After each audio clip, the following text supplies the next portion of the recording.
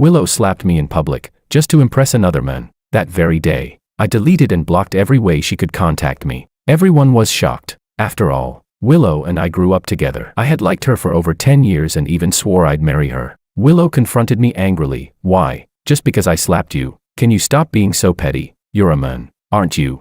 But I just sneered and asked back, the day before you slapped me, remember what you said to someone else? Should I help you recall it? Her face went pale instantly, and she was struck speechless. Chapter 1. Willow and I were born in the same hospital. She just came into the world a few hours earlier. Our parents were neighbors in the same village. After our neighborhood was torn down, we were relocated to the same apartment building. She hit puberty earlier than me, and as kids, she'd always use her height advantage to boss me around, treating me like her sidekick. I was introverted, often sick, and by the time I was in 4th grade, I became a regular target for a bunch of boys in our class. They'd steal my textbooks, toss trash into my water cup, and sometimes even push me hard from behind. I went to the teacher crying for help, but he just said, "Why do they only bully you, not others? Maybe it's because you can't fit in. You're partly to blame too." That day after school, when I told my parents what happened, Uncle Lou, Willow's dad, happened to be visiting our house. He saw the tears on my face, turned around, and brought Willow over from his place. "Willow, from now on, you'll walk to school with your little brother," Uncle Lou instructed her. The next morning, Willow was waiting for me at the door with her backpack. At school, she grabbed my hand and walked me into the classroom. She was taller than most boys in our class, and when she found the ringleader of the group bullying me, she dragged him into the alley behind the bathrooms. I stood behind her, watching as this one girl beat up an entire group of boys until they were crying and wailing. "I'm warning you, if you dare bully George again, you're going to regret it." Her voice wasn't loud, but it shook me to the core. That moment, the breeze lifted her long hair, and I saw her faint smile and those bright eyes. My heart started racing. I didn't understand love yet at that age, but I knew one thing: as long as I could see her, I felt happy. From that day on, rain or shine, Willow always waited at my door so we could go to school together. Even when she was sick and had to skip class, she'd still walk me to school first and pick me up before school let out. There was a 10-minute break during morning recess, and wherever Willow went, I followed. She'd often pretend to be annoyed and wave her hand, saying, "If you keep following me, I won't wait for you to go to school next time." But I never stopped. I happily stuck close to her, calling her Sister Willow every step of the way. One day after school, she wasn't outside my classroom like usual. I searched a few rooms she often visited, but still didn't find her. Even the security guard came and told me to leave, but I didn't see her anywhere. I walked toward the bus stop, dejected, when I finally saw her chewing bubblegum at a nearby snack shop. She walked toward me, still blowing bubbles, and complained, "Took you long enough." Then she pulled a piece of candy from her pocket and handed it to me. Time passed, and Willow and I grew up together like that. I had a growth spurt that summer and finally caught up to her in height. Later, I grew taller than her by quite a bit. I began to notice her looking at me differently. When I helped her with math, she wasn't looking at the questions, she was smiling at me. When the bus was full and she had to stand, I could see her shyly tugging at the hem of my uniform. After our high school entrance exams, both of us got into the city's top school. Her mom joked, "I've watched George grow up, he'd make a fine son-in-law." "Willow, how about making it official once you both get into college?" I knew Aunt Lou was teasing, but Willow blushed and ducked into my room. The adults all saw her reaction, and so did I. I could hear my own heart pounding like a drum as I shouted, "I like Willow. One day, I'm going to marry her." Everyone laughed, and I figured she heard it from inside the room too. But that special feeling came to an end in our final year of high school. Chapter 2. On the first day of our final year in high school, while the entire class sat waiting for our new textbooks, a boy with a bright and sunny face stood at the doorway. The homeroom teacher led him to the podium and introduced him. "This is Makoto, a new transfer student. Senior year is a crucial time, so I hope you'll all help him fit in." The sunlight lit up his face. He smiled, glanced around the room, and then fixed his gaze on me. "I heard from a friend," he said, "that there's a simp in this class. To be more specific, someone who follows a girl around like a loyal sidekick." Whoa. Gasps and murmurs immediately filled the room. I looked him in the eyes and swallowed hard. I didn't even have to turn to know that every single person was staring at me. After entering this top-ranked high school, I rarely ran into anyone from my elementary or middle school. But rarely didn't mean never, and when they saw I was still trailing behind Willow just like before, they'd snicker behind my back. At least no one had ever dared to say it to my face, until now. "Sorry, Wong," Makoto said mockingly. "I also heard you're really prideful. Will saying this upset you?" He raised his eyebrows at me, his eyes full of provocation. "But seriously, You're a guy always following a girl around. Isn't that a bit pathetic? She's not your mom, or are you part of a special group? Makoto, that's enough. Willow slammed her hand on the desk and stood up. Her chair toppled over with a loud bang. Makoto finally turned his gaze away from me, but his expression suddenly softened. Am I wrong, Lou? He said gently. Honestly, you've been kind of annoyed by his clingy behavior for a while now, haven't you? Willow pressed her lips tightly together, like she was silently admitting he had a point. Bang, bang, bang. The teacher knocked on the blackboard 3 times. Makoto finally shut up. There's one empty seat, go sit there, he ordered, pointing at the seat next to Willow. Then he added, this year, I hope all of you focus on your studies and get into your dream colleges. Pointless, childish nonsense like that, don't bring it up again. All right, a few of you go to the office and pick up the textbooks. As the teacher spoke, he gave me a meaningful glance. I understood and followed the group out of the classroom. When I returned with the books, I saw something that made my stomach drop. The 2 people who had been at each other's throats just minutes ago were now standing very close together. Makoto looked up at me, his eyes gleaming with smug satisfaction. After school, Willow packed her bag and left the classroom hand in hand with Makoto. I watched their backs fade into the distance, then pulled a small cake from my drawer and stuffed big bites into my mouth. It was her favorite flavor, not sweet at all. Everything that happened today played over and over in my mind, making my chest ache. That day, Makoto became the third wheel between me and Willow. Our relationship could never go back to how it used to be.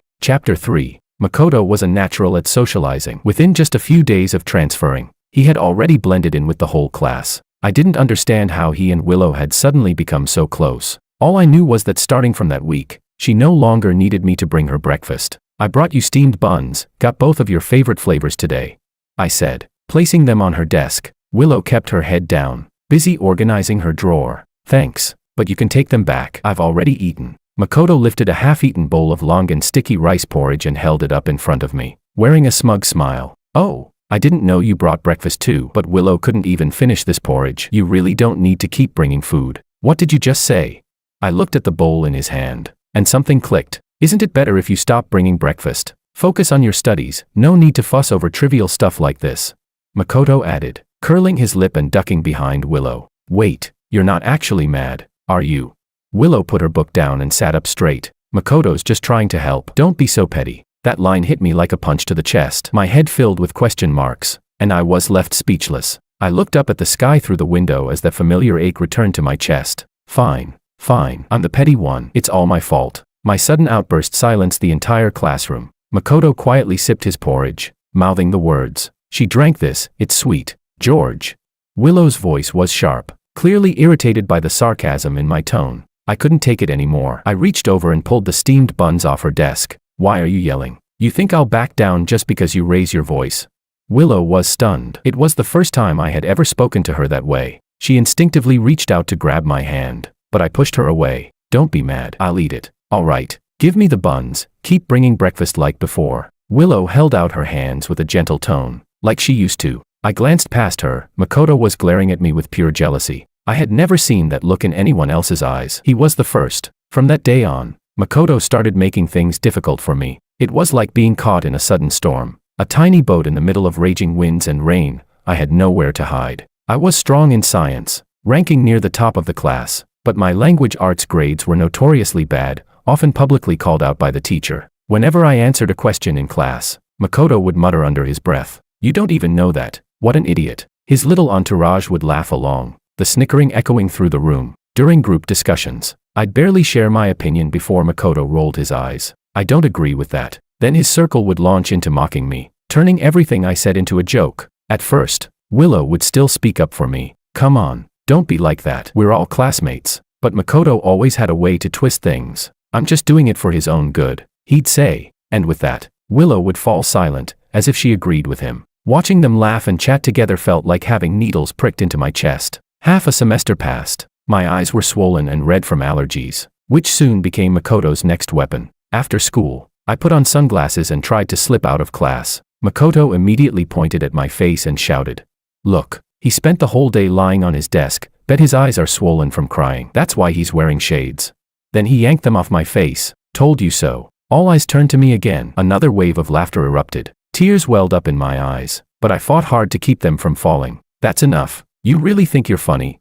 Makoto shrugged like he couldn't care less. Relax, it's just a joke. Don't be so sensitive. But I knew. These so-called jokes weren't funny at all. Chapter 4. A surge of fury exploded inside me. I raised my fist and punched Makoto square in the face. He clearly wasn't expecting it. My punch knocked him to the ground, leaving a red mark on his cheek. He looked utterly humiliated. Are you looking to die?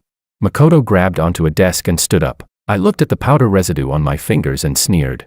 No wonder your skin's so thick, you caked on so much foundation. I turned to head to the restroom to wash it off, but Willow grabbed my wrist. Her voice was cold and commanding. Apologize. Why should I apologize to him?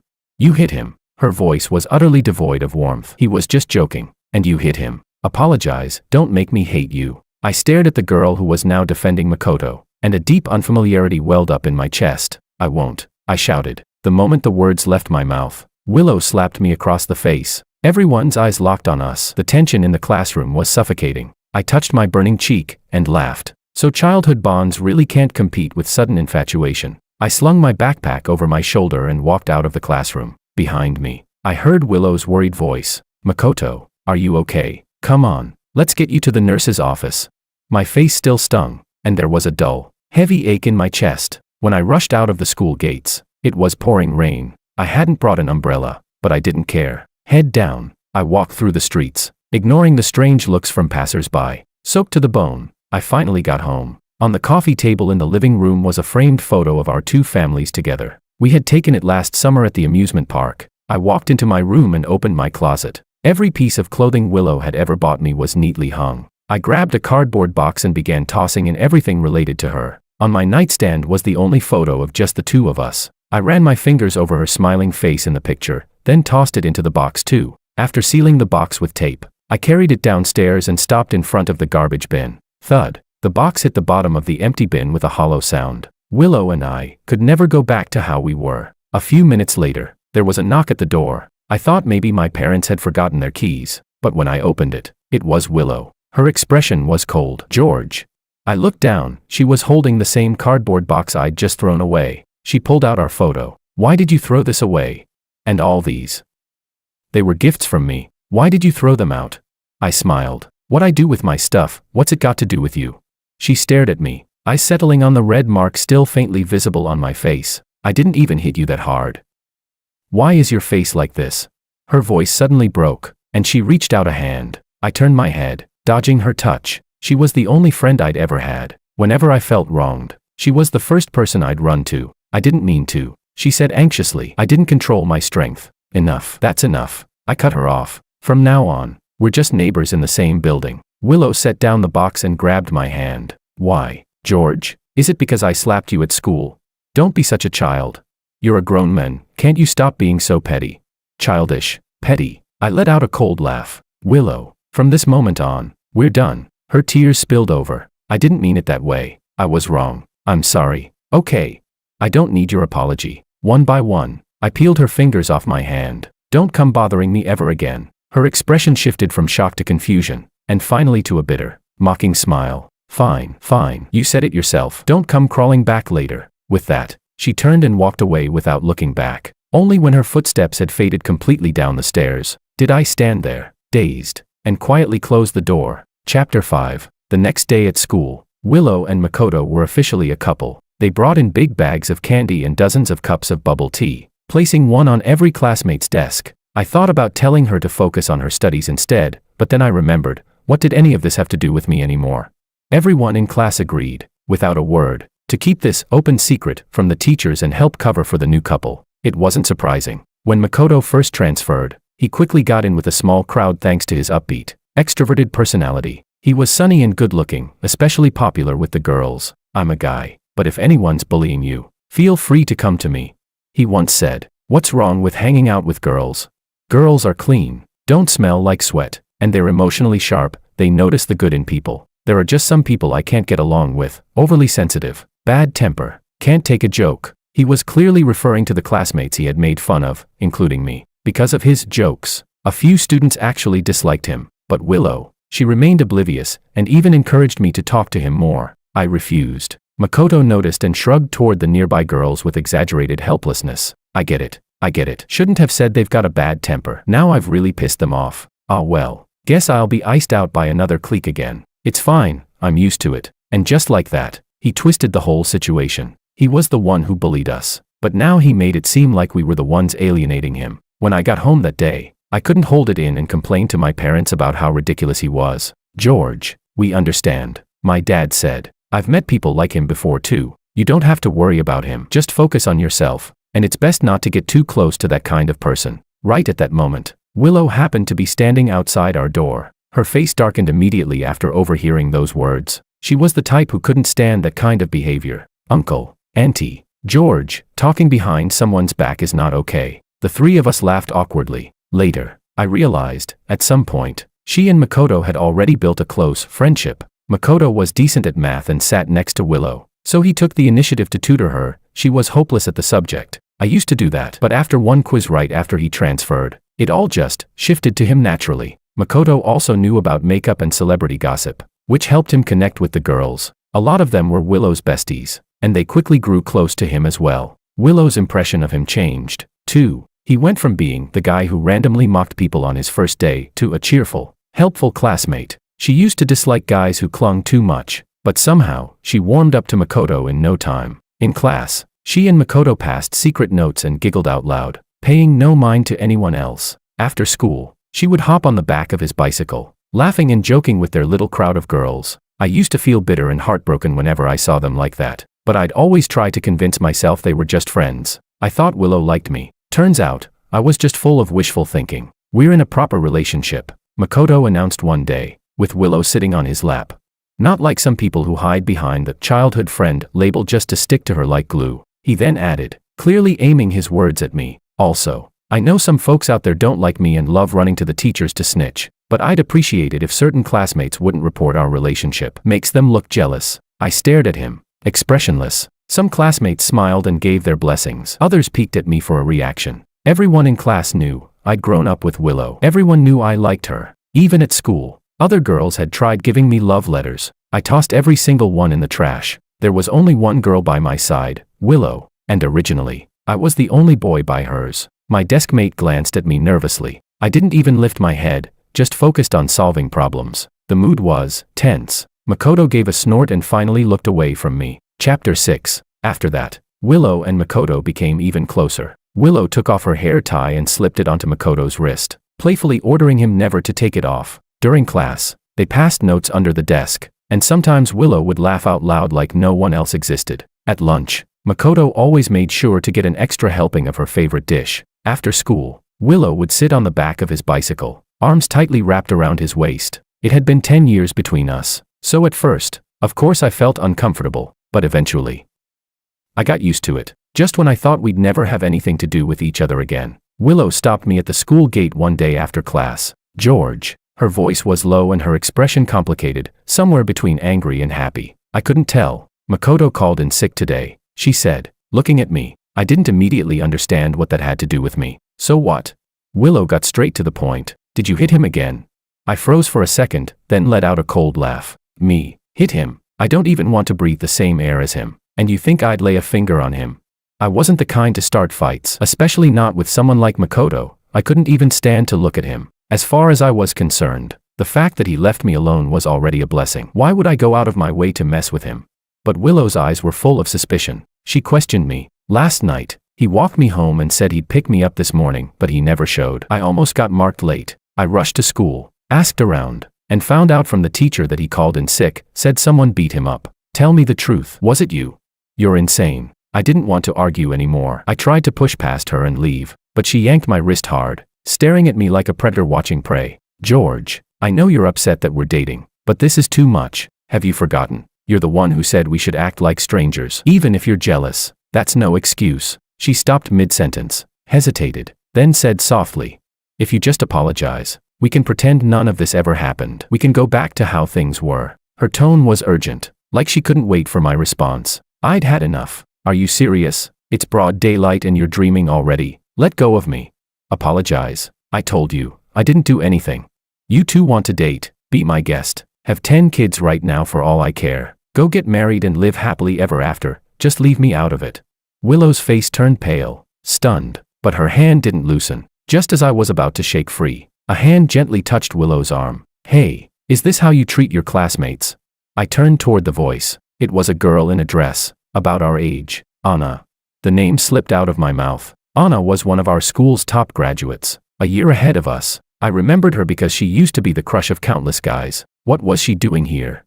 Seeing the confusion on my face, Anna glanced at me and winked mischievously. Then, without missing a beat, she slid her arm into mine. Willow's expression soured immediately. Taking the chance, I broke free from Willow's grip and ran off, pulling Anna with me, without looking back. Chapter 7. It was Wednesday during PE class. I wasn't feeling well, but I didn't think much of it. When the teacher blew the whistle, I lined up and ran laps with the rest of the boys. The boys and girls ran separately. The girls had already finished and were waiting nearby. Halfway through the run, my vision suddenly went black. My limbs turned weak and numb. Only then did I realize I was having a hypoglycemia attack. But it was too late. My foot stumbled, and I collapsed awkwardly to my knees on the track. Gasps erupted all around me. Suddenly, I heard fast approaching footsteps, and a slender hand wrapped around my arm, helping me up. It was Willow. Your blood sugar dropped again. Did you skip breakfast again?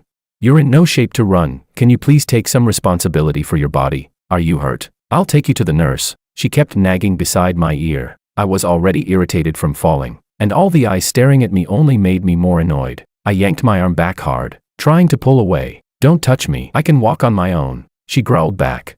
Is this really the time to throw a tantrum? Can you just care about your own health for once? I'll just take you to the nurse's office, and then I'm leaving. Is that okay with you? I let out a bitter laugh. You don't get it, do you? Is low blood sugar some kind of fatal illness? Sitting down somewhere for a few minutes will fix it. Am I dying? Do you have to take me to the nurse? Willow clenched her jaw. After a moment, she hissed through her teeth. Why do you have to be so ungrateful? I looked at her calmly. If that's what you want to believe, then go ahead. Willow flung my arm away and stormed off without looking back. There weren't many people in the nurse's office, just one girl sitting on a cot. It was Anna, again. Why was she still on campus? Didn't she already graduate and go off to college? She spotted me and lit up with a bright smile. Hey, Wang, what a coincidence, you're at the nurse's office too. I nodded weakly. Then I noticed, Anna was actually injured. Not like my minor issue. Hers was serious. Her knee was wrapped in thick layers of gauze, with blood seeping through. The white bandage had turned completely red. She followed my gaze, looked down at her leg, and scratched her head awkwardly. Oh, this? Ugh, there was this uneven spot on the court I didn't see. Took a fall while playing ball. Nothing major. Just a scrape. What about you? Are you okay? I remembered hearing that Anna used to be captain of the school's girls' volleyball team. She was even pretty well known across the city. This must be why she came back, probably invited to help coach the new players. Looking at the bloody gauze made my skin crawl, but I was surprised at how tough she was. She didn't seem fragile at all, quite the opposite. My attitude toward Anna softened unconsciously. I'm fine, just low blood sugar. You should rest. Anna nodded firmly, her smile radiant, completely unfazed by her injury. Because of her condition, she stayed in the nurse's office a long time, and over time, we got more familiar with each other. Anna was naturally friendly, warm, and easy to talk to. She was good at making people feel comfortable. One day, while sitting on the cot, she looked at me a little shyly. Wang, I think our friendship could maybe move a step forward. What do you think? I was stunned and waved my hands immediately. I'm about to take the college entrance exams. I'm not thinking about anything else right now. But Anna didn't give up. A week later, she could walk again. Every day during long break, she came to find me. Sometimes she brought candy. Sometimes she brought my favorite milk. Whenever she showed up, she'd stick close to my seat and chatter nonstop. The boys around me, they'd all jump up and give her their chairs with enthusiasm. Slowly, the rumor spread that the famous graduate Anna was dating a senior. Everyone thought we were together. Chapter 8. I denied it, but everyone just gave me that sure, we get it look. Like, if you don't want to admit it, fine, everyone knows anyway. The guy who sat behind me leaned over, full of gossip. Hey, George, let me ask you, does Anna really have abs? I blinked. How would I know that? Still, I answered honestly. I don't know. Come on, men, don't keep it from us at a time like this. We're just curious. You know how many guys chased her during her 3 years at school? She never said yes to any of them. George, spill it. Come on. Even my desk mate nudged me with his elbow. A senior girl who graduated with her said she's got abs. And you're her only boyfriend. You must have seen them, right? Come on. Tell us, were they hot? What did they feel like? I thought for a second, did she have abs? If I really dug into my memory, I think I actually had seen them. I fell into deep thought and mumbled. Maybe, yeah. Even though she's thin, she's really athletic. Aya, bro, how far did you two go already? The guy behind me shouted before I could finish. Hey, shut up. I quickly covered his mouth. I just saw it a few times. Okay, don't make it sound like we did anything. Just then, a sharp crash rang out across the classroom. We all turned. It was Willow. She had dropped her cup and shattered it. Her face was pale, as if it took her a while to realize what had happened. Then she slowly crouched down to pick up the shards. As she gathered the broken pieces, Makoto suddenly shouted, "Willow, your hand." I looked over and saw that her finger had been cut. Bright red blood dripped down, trickling from her hand. She stared at her fingers, expression distant, lost in thought. "I've got tissues. Willow, come here. I'll help you wrap it." Makoto reached for her hand, but Willow yanked it away. And then, in front of everyone, she walked straight toward me. The cut was deep, but she didn't seem to feel any pain. Blood left a dotted trail on the ground as she stopped in front of me. She looked at me and said softly, "I got hurt. George, can I have a Band-Aid?" I looked at her quietly. She knew I always carried Band-Aids, because of her. When we were kids, Willow was wild. She loved climbing trees, picking fruit, and catching crayfish in the river. She was always getting cuts or twisting her ankles. In middle school, a girl who had a crush on me got angry when I rejected her. She sent her older brother to block me in an alley after school. Willow charged in swinging a 2-meter stick and beat them so badly. No one ever dared to mess with me again. Another time, that same girl got a group of her friends to tail Willow. After school, they pushed her down the hallway. That part of school had full-length glass windows. Willow wasn't expecting it. She crashed through the glass and rolled onto the ground covered in shards. Thankfully, it was the first floor. She wasn't seriously hurt, but both her arms were covered in thin, bloody cuts. When I found her, her uniform was already soaked in red. She was in so much pain. Her face twisted up, but she still gritted her teeth and told me she was fine, that it didn't hurt. I cried so hard I couldn't see clearly, but all I could do was stand there, helpless, watching the blood keep soaking through her sleeves. From that day on, I always carried Band-Aids with me. Chapter 9. Ever since then, no matter who bullied me, I always handled it myself. I never told Willow again, afraid she might get hurt because of me. She's a girl too. How could I always rely on her to protect me? But that habit stuck with me even now. Willow once teased me for overreacting, but when I saw the smile in her eyes, I knew she actually enjoyed it. That was until Makoto transferred in. One day, he saw a Hello Kitty bandage fall out of my bag. He told Willow, "You're already a grown man, and you're using Hello Kitty bandages. What kind of guy likes stuff only girls are into?" Willow just smiled and nodded. I snapped out of the memory and looked at Willow, gently shaking my head. "I'm not a doctor. If you're hurt, go to the nurse's office. You hurt your hand, not your leg. I don't think you need me to carry you. Besides, isn't there someone else now?" Willow didn't look surprised. The color drained from her face. She gave a soft, self-mocking laugh. "Got it." Her gaze dimmed instantly, losing its usual sparkle. After school, Makoto cornered me behind the classroom. "We need to talk." He wasn't smiling this time. His face was dead serious. Honestly, I was getting annoyed. Why do they keep coming to me? I mind my own business. Isn't that supposed to be a good thing? They're in a relationship. I'm just living my life. We shouldn't even cross paths. So why is one confronting me today, and another wants to talk tomorrow?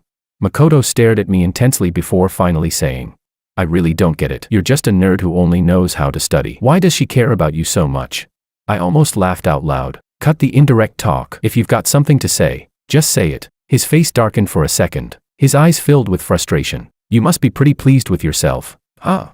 Willow might be with me now, but her heart is still with you. She saw you with another girl and went absolutely nuts. She hasn't talked to me for days. I really don't get it. What's so great about a clueless guy like you?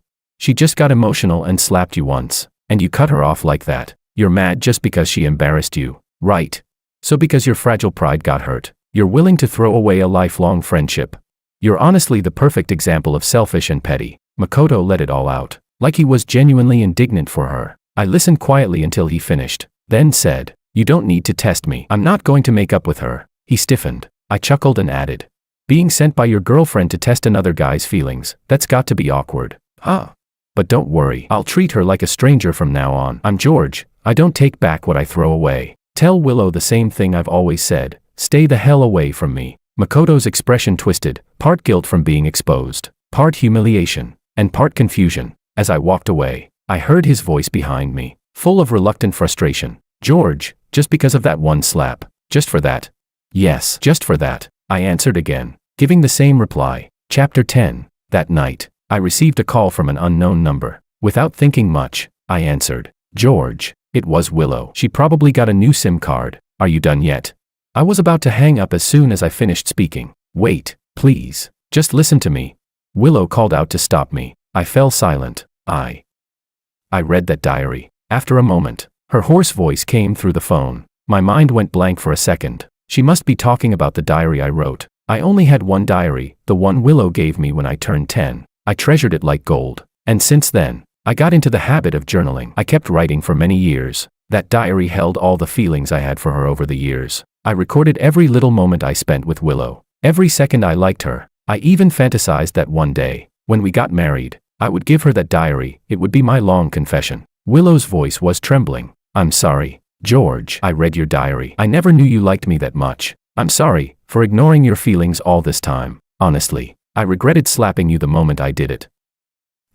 All these years, I never just saw you as a little brother. Willow. I interrupted her. I know you picked the diary up, but after all these days, you're just now reading it.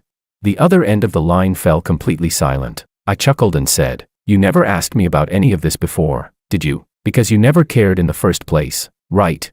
Her voice was weak and colorless. But now that people are saying I'm dating someone, you feel threatened. You suddenly feel your position is in danger. So today, months later, on some impulsive whim, you finally decided to stoop down and open that dusty old diary, didn't you?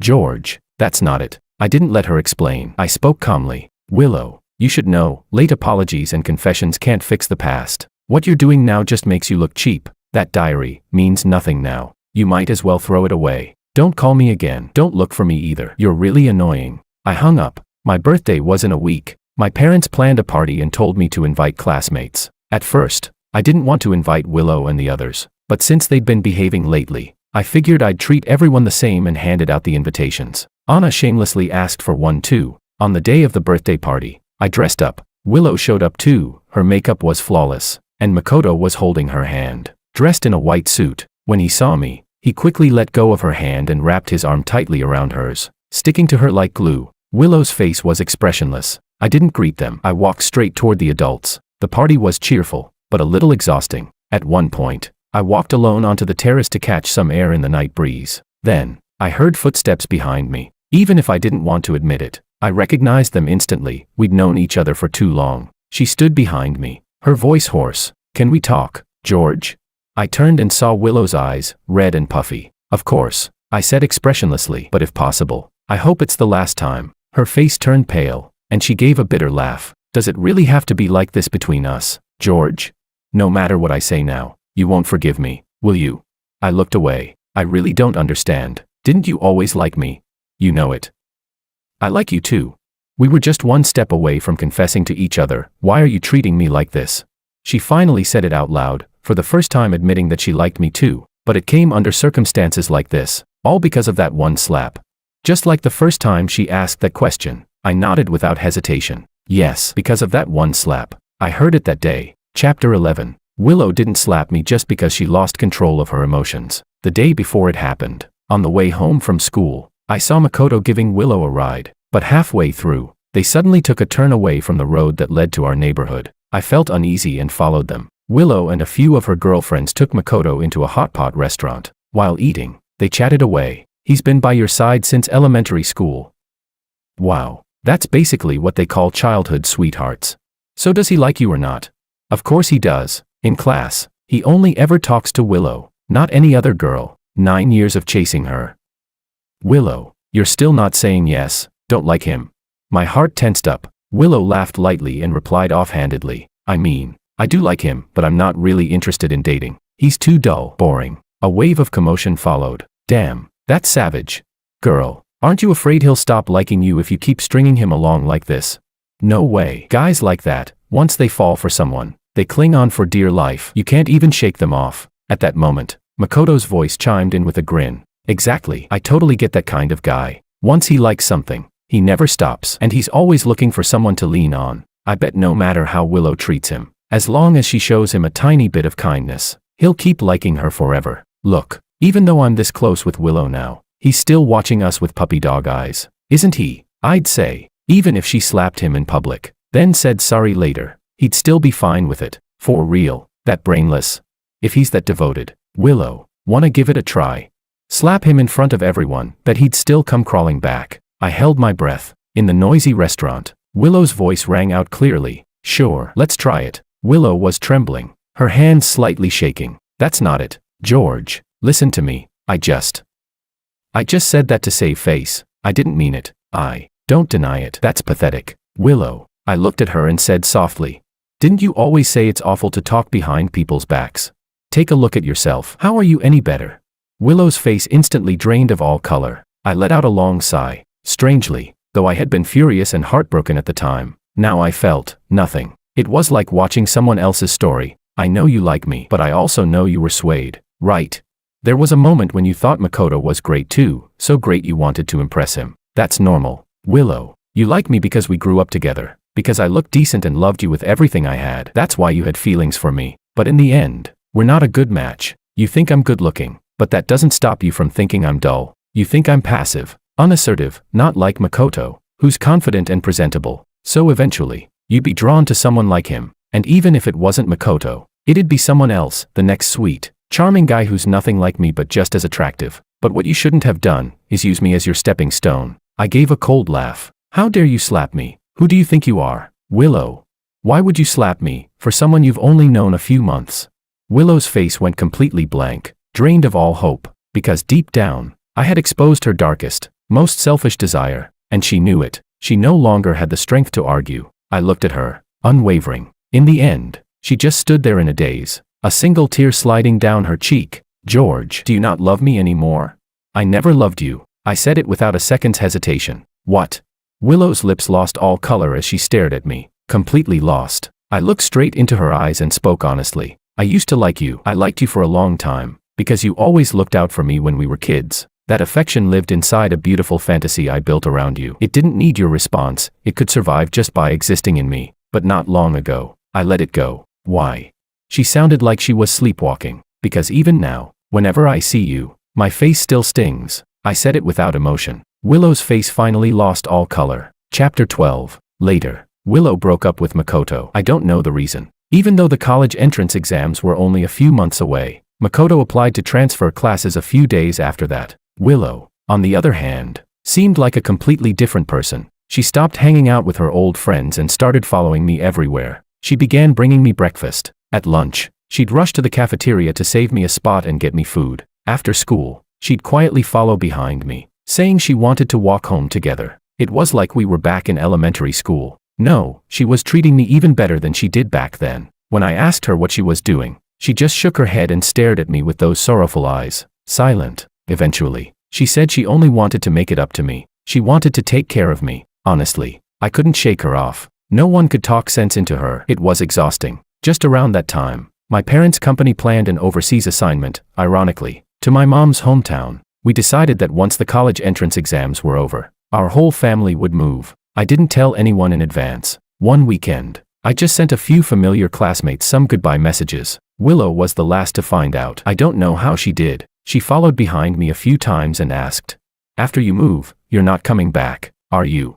I ignored her. In the final days before the exams, we were all studying at home. On the day of the exam, someone from Willow's testing room said that she filled her entire answer sheet with my name. Because of that, she failed to get into college and had to consider retaking the exams next year. The day I received my acceptance letter, my parents and I packed up and started the move. Willow chased our car for a long time. I sat in the front passenger seat, silently watching the rearview mirror. I saw her running with everything she had, reaching out as if saying something. I saw her crying uncontrollably, her face pale as paper. "George, don't go. Please, don't leave. I can't live without you. George." Makoto stood beside her, trying to hold her up, but she shoved him away. The wind was too strong. It blew away her last desperate cries. In the end, the figure who had been by my side for 10 years, she fell, stood back up, trembling, then got smaller and smaller, until all that was left was a blurry black dot, and then, gone. Later on, I heard bits and pieces about Willow from old classmates. Some said she was completely crushed while repeating the year, dull, lifeless every day. Some said she spiraled, became reckless, changed friends constantly. Others said she turned into someone entirely different, burying herself in study, focused, aiming for a specific university. I didn't pay any more attention. Anna and I went to the same university. Naturally, we ended up together. In the first couple of years, every birthday, I'd receive a package. The sender never signed their name, but I recognized the return address instantly. I accepted every package, then had the courier send them back, collect on delivery, using the same shipping slip. It wasn't until my junior year that I finally confessed my feelings to Anna. At her strong insistence, we made our relationship public on social media, and that yearly gift, which had arrived without fail, stopped coming. This is good enough. It should have ended a long time ago. This is the end, and the beginning of my new life.